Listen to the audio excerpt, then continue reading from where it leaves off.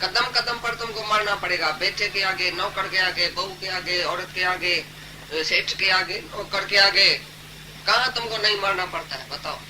तो ये गृहस्थ की भक्ति, गृहस्थ की तपस्या। तो बोलता है जो अपने कर्तव्य पालने में तुमको जो तपस्या करनी पड़ेगी, जो कष्ट सहना पड़ेगा, ये दैवी गुण है भाई। ये बहुत मर्यादा में रहता है, ये बहुत अच्छा है, सबके आगे निम्रता करता है, सेवा करता है भाई, कमाता है बहुत अंदर बैठ की शुद्धि से कमाता है। इसका पैसा भी कमाई का जो है वो शुद्ध है, वो पवित्रता से कमाता है, वो अपने स्वार्थ से नहीं कमाता है।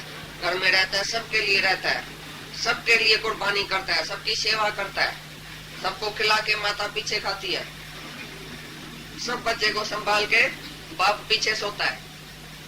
तो ये कुर्बानी है ना, अपना सुख त्याग करना पड़ेगा तभी तो गृहस्थ में पूरा होएगा। जब तुम अपना सुख त्याग करेगा तभी बहू को सुख देगा, बेटे को सुख देगा। जब भी बड़ा अपना सुख त्याग करेगा, फिर छोटा अपना सुख त्याग करेगा तभी बड़े की सेवा कर सकेगा। अगर सास बीमार पड़ी है, बहू को सिनेमा की इच्छा होगी, अगर मर्यादा में होगी तो बोलेगी सिनेमा छोड़ो, आज सास बीमार है, इधर ही बैठ के सेवा करता है। तो उसने छोड़ा ना, कष्ट सहा ना, ये मन इंद्रियों पर कंट्रोल किया ना, तभी मर्यादा में चला। तुम किसी भी वर्ण में, आश्रम में, तुम जिसमें भी रहे पड़े है, उधर कर्तव्य पालने में तुमको कष्ट सहना पड़ेगा, तभी तुम दैवी देवता होगा। ये दैवी गुण है, कष्ट सहना। और फिर जब इस सत्संग में आते हैं, शुद्ध धर्म, अपने आत्मा का धर्म, उसमें भी कष्ट सहना पड़ता है, वरना मन और इंद्रियों को रोकना पड़ता है। ये अर्जुन, जहाँ जहाँ तुम्हारा मन जाए उधर उधर से खींच के आत्मा में लगाओ, ये भी एक कष्ट है अंदर। तुम इधर आते हैं, देखो नीचे बैठे हैं, ठंडी में, गर्मी में, सर्दी में, कहाँ कहाँ से आते हैं, ये भी एक कष्ट है। ये अपने उद्धार के लिए तुम कष्ट सहते हैं। स्वधर्म है ये तुम्हारा, आत्मा का धर्म क्या है उसके समझने के लिए तुम कितना कष्ट सहते हैं। घर वाले की गाली भी खाते हैं, दुनिया की भी गाली खाते हैं, कोई तुम्हारी निंदा भी करेगा। इतना सुबह सुबह में माई कहाँ जाती है, घर बच्चा छोड़ के, निंदा होगी, ये भी एक कष्ट है, निंदा सहना। लेकिन स्वधर्म के लिए जो भी तुम कष्ट सहता है वो दैवी गुण है तुम्हारा, और दैवी गुण से ही तुमको भगवान प्राप्त होगा। दैवी गुण जो है वो मुक्ति को प्राप्त करने के लिए है। तो ये जरूरी है, तुम स्वधर्म के लिए जो भी कष्ट सहता है वो बहुत जरूरी है, उसमें तुमको फायदा होगा, अंदर की शुद्धि होगी, देवताई गुण तुम्हारे पास आएगा, तभी तुमको मुक्ति और शांति मिलेगी। सहज अंतःकरण की सरलता, तिगड़ी शिगड़ी बाप ठगी तू मैं मेरा तेरा ये हद बाप विकार कुछ नहीं है। तो एक शांति सरल, देखो एक नहीं हो रही। चलो भी ऐसा कोई जोर से चलता है, जोर से धक्का देके चलता है, धरती से चलता है, पता चलता है फलाना आ रहा है, अरे तुम्हारे आने का पता भी किसको नहीं चले। इतना धीरज से चलो, इतना शांति से चलो, एक एक बात में धीरज होना चाहिए, किसी के भी मन को दुख नहीं पहुंचे। सुबह को तुम उठते हैं, जोर जोर से चिल्लाते हैं, हरिओम हरिओम समझो करते हैं, तुम्हारा बेटा सोया पड़ा, तुमको निकाल देगा घर से।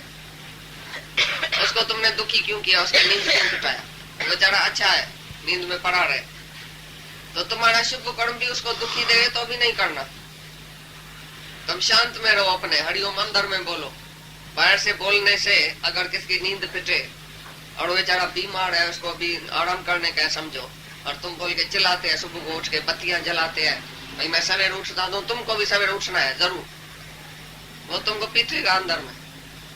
तुम्हारे से किसको दुख नहीं हो। हमारा दादा सुबह को उठता था, बत्ती भी नहीं जलाता था, खाली बाथरूम की थोड़ी बत्ती जला के, दरवाजा थोड़ा बंद करके, उधर ही दाढ़ी उतारना, उधर ही ये सब कुछ नित्य नेम तक कर्म करके 6 बजे 5 बजे निकल भी जाता था घर से, जैसे घर में है ही नहीं। पता भी किसको नहीं लगे ये कैसे क्या हुआ, कैसे उठा, कैसे गया, कैसे क्या हुआ। मतलब हमारे उठने से, बैठने से, खाने से, तैयार होने से भी दूसरे को कष्ट नहीं मिले। ये मन, वाणी और वचन से और कर्म से किसको कष्ट नहीं दिया। भाई मैं तो इधर सोऊंगा, मैं तो, अरे तो मैं नीचे सोऊंगा, तुम ऊपर सो जाओ, क्या हुआ, मैं बाहर सोता हूँ, तुम अंदर सो जाओ। दूसरे के सहूलियत के लिए अपने आप को कष्ट देता है।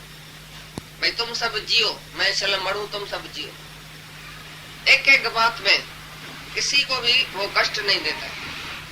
ये दैवी संप्रदाय है। भाई तुमको मैंने ये अक्षर बोला, तुमको दुख तो नहीं हुआ, जाके माफी ली उसी से। भाई मैंने क्यों जोर से बोला। तुम बेटे से, बहू से, नौकर से, घर वाले से कैसा बोलते हैं जोर से, इधर बोलो हमारे से। जैसा इधर बात करता है तैसा घर में करता है। इधर तुम किसको उठाओ, बोलो पानी गिलास लेके आओ। ये सब हमारे बच्चे बैठे हैं ना, तुम इसको उठाओ, बोलो पानी गिलास लेके आओ। घर में बोलता है कि पानी गिलास लेके आओ कि नहीं? घर में कैसे बात करता है और इधर कैसे करेगा हमारे पास? जैसे भगवान से बात करता है तैसे घर वाले से करता है कि घर वाले को बोला तुम मुंह रखा है, तुम बेवकूफ है, तुम उठता नहीं है, तुम बैठता नहीं है, तुम सेवा नहीं करता है, इनको तो बोलो सेवा करो। कोई भी तुम्हारे से दुखी है तो तुम पापी होगा। उनसे पूछो भाई मैं जो घर में वातावरण में रहता हूँ, मैं जो व्यवहार करता हूँ, तुम मेरे से खुश है? नहीं खुश है तो आज से मेरा मौन है, शांत है। जब वो बोले तुम बोलो, तुम सलाह दियो, तुम बैठो, तुम हमारे साथ खाओ, तुम मेरे को सलाह दियो, तुम ऐसा करो, तभी तुम करना उसके लिए। नहीं तो शांत रहो, पहले मौन रहो, अपने उद्धार के लिए रहो, किसी को भी घर में दुख नहीं पहुंचाओ। यहाँ तक कि दादा खाली बोलता था बत्ती क्यों जलाई है, तो हमने जाके सत्संग में बोला दादा तुम बोलता है बत्ती क्यों जलाई है, घर वाले नाराज होते। बोला हाँ अच्छा हुआ जो मेरे को बताया।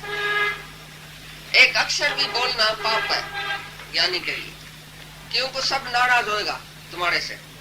अज्ञानी जो है वो तुम्हारे से नाराज होता है। कोई भी दुनिया में नाराज क्यों हो गए, तुम्हारा वास्ता क्या है किसी से? तुम शांत में रहो, तुम मन से वचन से, मन में भी कोई खोटा संकल्प नहीं करना किसके लिए। चाहे वो तुम्हारा दुश्मन हो ना, तुम्हारे से दुश्मनी करे तो भी बोलो ये भगवान है। उसकी आध जुगाद उम्र होवे, बहुत बड़ी उम्र होवे, चाहे वो द्वेष करे चाहे द्वेष करे तुम्हारे से, चाहे कितना भी तुमको नुकसान भी पहुंचाए तो भी बोलो मैं नुकसान में नहीं हूँ, ये तो मेरे लिए भगवान है। भगवान की ऐसा वृत्ति दृष्टि रखेगा वो एक दिन भगवान हो जाएगा। लेकिन दूसरा नहीं देखो, मन से भी कभी खराब नहीं सोचो, वाणी से भी एक अक्षर नहीं बोलो सारे दिन में जो दूसरे को दुख हो। इतना तुम शुद्ध और पवित्र हो जाओ। शरीर से भी कोई ऐसा कर्म नहीं करो जो तुम्हारे शरीर के कर्म से किसी को भी दुख हो, किसी को कष्ट मिले तुम्हारे से। तुम बोझ बन के धरती पर रहो, ऐसा कभी नहीं रहना। जहाँ रहो हल्का, तुम खुद अपनी सेवा करो, दूसरे की भी सेवा करो। किसको भी तुम्हारे लिए संकल्प नहीं आवे ये कहाँ बैठेगा, कैसे सोएगा, कहाँ खाएगा, क्या खाएगा। ऐसा हल्का होके बैठो जैसे मैं हूं ही नहीं दुनिया में, मर गया। जैसे कोई मर गया तो उसी का तुमको ख्याल आता है तो ऐसा क्यों करता है, ऐसा क्यों करता है। तुम भी ऐसे मर जाओ, अपनी शांति में रहो। तो मन से वचन से कर्म से, कर्म भी ऐसा कोई नहीं होवे तुम्हारे शरीर से जो दूसरा कोई दुखी होवे तुम्हारे से। ये अच्छी तरह से सोच के बताओ हमको, तो तुम्हारे मन में या वाणी से या कर्म से कोई दुखी होता है? ये दैवी गुण है, बड़े में बड़ा गुण है। जो तुम्हारे अंदर ही द्वेष नहीं है तो बाहर से भी कोई ऐसा कर्म नहीं होगा। तुम अंदर ही जो है वो सेवा करने के लिए आया है, सेवा लेने के लिए नहीं आया है, तो तुम्हारा बाहर से भी कोई ऐसा कर्म नहीं होगा। किसी को भी तुम ऑर्डर सारे दिन में नहीं चलाना, भाई ऐसा करो, तो भगवान को ऑर्डर किया। तुम जाके सारी उम्र सारी दुनिया की सेवा करना, पर किसी को कराना नहीं, ये ऑर्डर नहीं करना कभी। ऑर्डर करता है माना तुम अपना किसको समझता है, भगवान नहीं समझता। अगर इधर ऑर्डर करके दिखाओ, हमारे को ऑर्डर करो, तुम उठ के पानी गिलास भर के आओ, क्यों नहीं करता है ऑर्डर? हम भी तुम्हारे बच्चे हैं, करो ना। तो इधर कौन सी भावना है? भाई नहीं है, भगवान है। तो भगवान कहाँ नहीं है बताओ? There is not God। तुम्हारी औरत भगवान नहीं है, बच्चा भगवान नहीं है, बहू भगवान नहीं है। जिसको बोलता है पानी गिलास तो लाओ, किसको बोलता है पानी गिलास लाओ? तुम उठ के पानी गिलास भर के पिलाओ सबको, क्योंकि तुम भगवान है, सब भगवान है। तुम्हारा धर्म है सेवा करना, नहीं कि सेवा लेना। फिर दूसरे जन्म में तुम औरत बन के फिर उसी की सेवा करनी पड़ेगी तुमको, अगर अभी सेवा नहीं लेना नहीं बंद किया तो। सब तुम्हारे से दुखी है घर वाले, हमको पता है। जो भी तुम बैठे हैं ना A to Z, घर से चिट्ठी लिखा के आओ, सबको तुमने दुखी किया है। हमको सब पता है, ऐसा नहीं कि तुम्हारी औरत या बहू या बेटा हमको बात करके जाता है, हमको तुम सब के स्वभाव का पता है। त्रिगुणी मई माया के वश में जो है उसी से सब दुखी है। 3 गुण के वश में तुम है कि नहीं? कभी सत्व में आएगा, कभी रजो में आएगा, कभी तमो में आएगा, बेचारे सब दुखी हो गए तुम्हारे। तो दैवी गुण ये नहीं है, मन वचन और कर्म से किसी को भी दुखी नहीं करना, एक चीटी को भी दुखी नहीं करना। ये अच्छी तरह से अपने अंदर स्वभाव धारण करो, तभी ये दैवी संप्रदा का गुण हुआ। हाँ,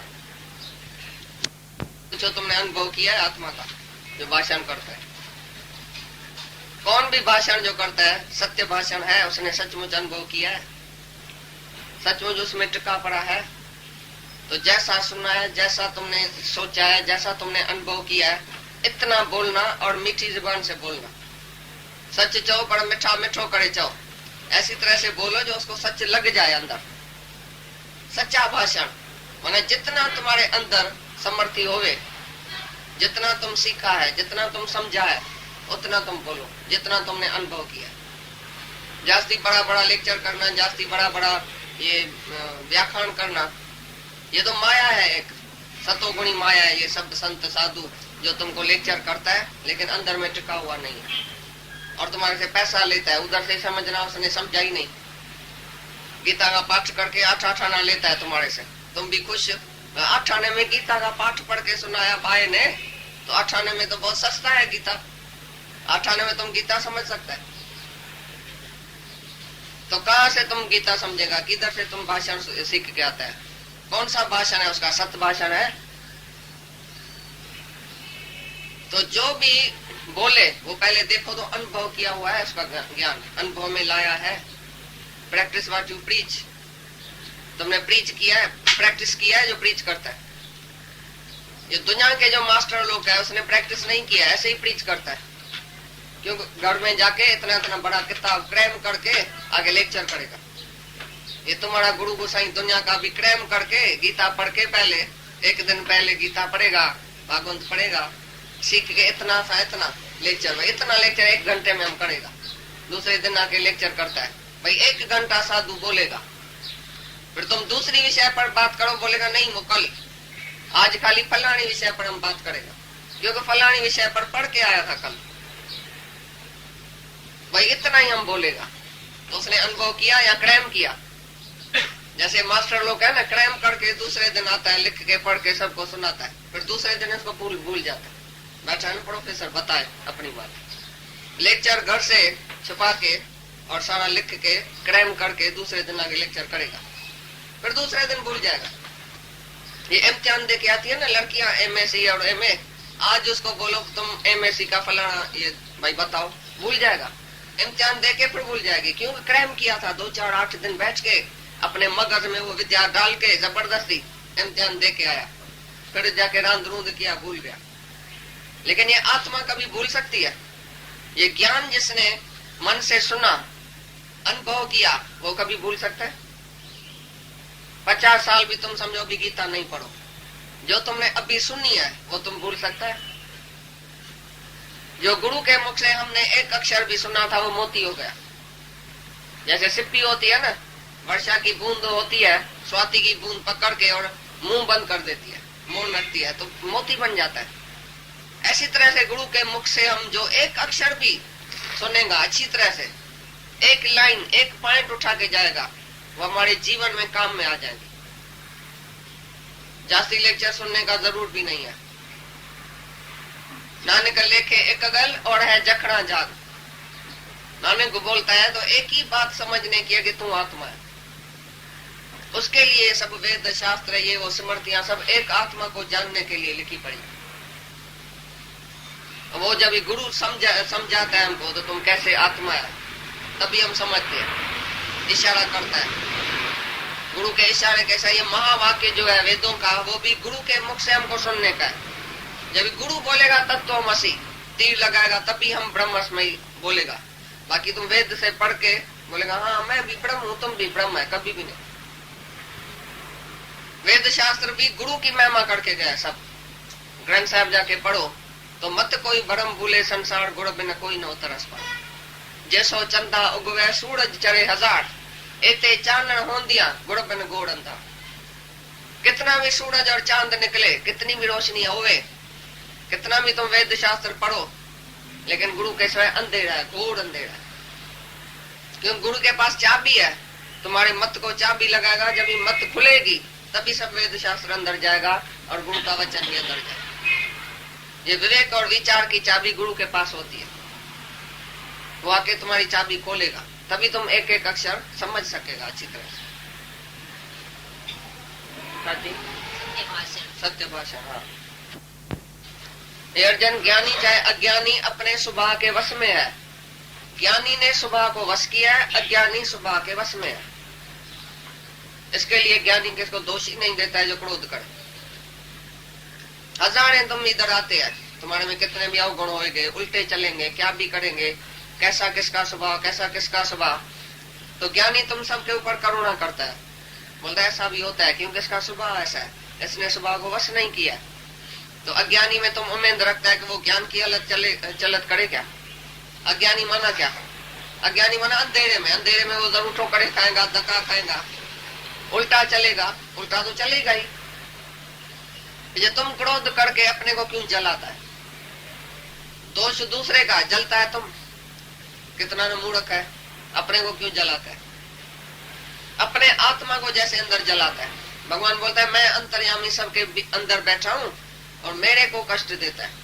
तुम क्रोध करके जब जलाता है ना अपनी इंद्रियों को, अपनी रग रग रग तुम्हारी जलती है, तो अंदर भगवान बैठा है, उसको आके गर्मी लगती है। और जिसके ऊपर तुम क्रोध करता है उधर भी भगवान बैठा है, उधर भी समझो भगवान के ऊपर ही तुमने क्रोध किया, भगवान को ही तुमने सताया अंदर। जिसको तुमने दुखी किया समझो भगवान को दुखी किया। तुम कभी ऐसा नहीं समझना कि भाई हमने तो इसको बोला ना, भगवान को थोड़ी बोला, हमने तो नौकर को बोला ना, अरे उधर भगवान नहीं है। तो बोलते हैं जहां जो भगवान देखता है वो कभी भी क्रोध किसके ऊपर कर सकता है, और क्रोध करना अच्छा है। युधिष्ठिर को एक दिन मास्टर ने बोला भाई ये काम क्रोध लोभ मोह अहंकार छोड़ के आना, भाई आज क्रोध नहीं करना। तो दूसरे सबने तो आगे सबक सुनाया, युधिष्ठिर ने सुनाया ही नहीं, क्योंकि उसने बोला मैं पहले प्रैक्टिस तो करूं तो मेरे को क्रोध आता है कि नहीं आता है, और क्रोध क्यों नहीं करना चाहिए सारी रात जाग के उसके ऊपर बहुत विचार किया। भाई क्रोध नहीं करेगा काम कैसे चलेगा, नौकर खराब हो जाएगा, स्त्री खराब हो जाएगी, बच्चा उल्टा चलेगा, सिर पर चढ़ के आएगा और बहुत उल्टा फायदा उठाएगा अगर हम क्रोध नहीं करेगा। बहुत सी ऐसी बातें उसके अंदर आई, आखिर फैसला किया तो नहीं, क्रोध किसी भी हालत में हमको करने का नहीं। दिन गया तो मास्टर ने पूछा भाई तुम सबक सीख के आया, सबने बोला हाँ जी क्रोध नहीं करना चाहिए। युधिष्ठिर चुपचाप बैठा था, गुरु ने पूछा भाई तुम सबक नहीं याद किया, बोला नहीं। तो उसको लपड़ लगाया, बोला इतना ढगा बड़े में बड़ा भाई तुम है तो तुमको अभी तक सबक याद नहीं आया, छोटे छोटे को सबक याद आया, मारपीट किया, ये किया वो किया, बहुत गाली दिया, क्रोध किया, सबके बीच में से इंसल्ट किया, बेइज्जती किया। तो शांत चुप मुस्कुराता रहा, शांत। फिर पिछाड़ी को बोला तो अभी मैंने सबक पक्का किया। तो मास्टर ने बोला कैसे, बोला क्योंकि तुमने इतनी गाली दिया, धक्का दिया, मारपीट किया, बेइज्जती किया, हमको लगी नहीं और हमको अंदर क्रोध नहीं आया बिल्कुल, तभी हमने समझा अभी मैंने पक्का किया। मास्टर को शर्म आ गया, उसने बोला मैंने तो क्रोध कर दिया तुम्हारे ऊपर,